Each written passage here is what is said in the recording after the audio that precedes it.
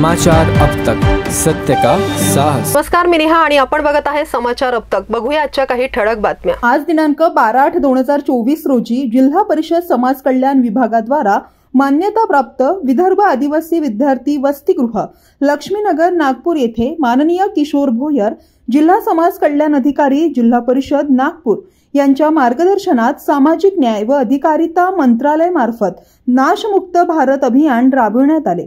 यावर्षीची संकल्पना विकसित भारत हा मंत्र, भारत हो नशे से स्वतंत्र ही असून या निमित्त वसतिगृहाचे सर्व कर्मचारी व निवासी विद्यार्थी यांनी सकाळी 9 वाजता अंमली पदार्थ विरुद्ध प्रिय मित्रांनो, तरुण ही कोणत्याही राष्ट्राची ऊर्जा असते आणि समाज आणि देशाच्या विकासात तरुणांच्या शक्तीचे महत्त्वाचे योगदान असते।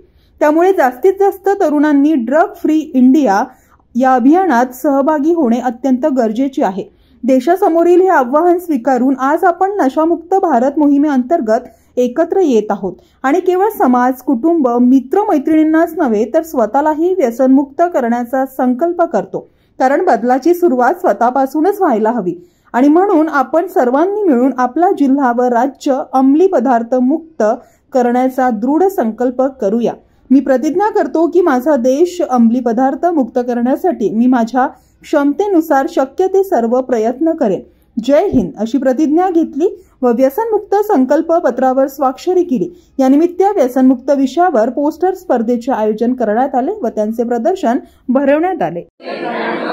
तरुण ही कोणत्याही राष्ट्राची ऊर्जा असते आणि समाज आणि देशाच्या विकासात तरुणांच्या शक्तीचे महत्त्वाचे योगदान असते।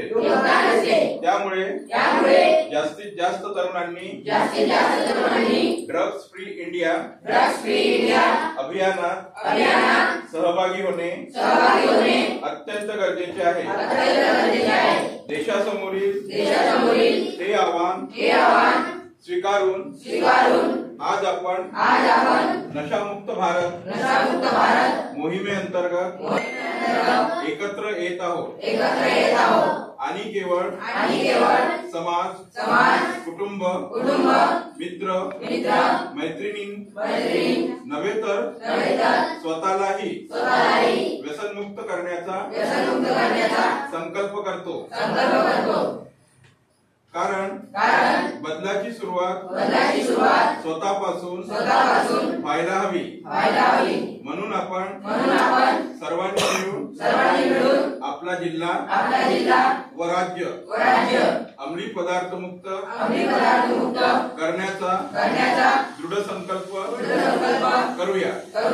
मी प्रतिज्ञा करतो की माझा देश अंमली पदार्थ मुक्त करण्यासाठी मी माझ्या क्षमतेनुसार शक्य ते सर्व प्रयत्न करेन। जय हिंद।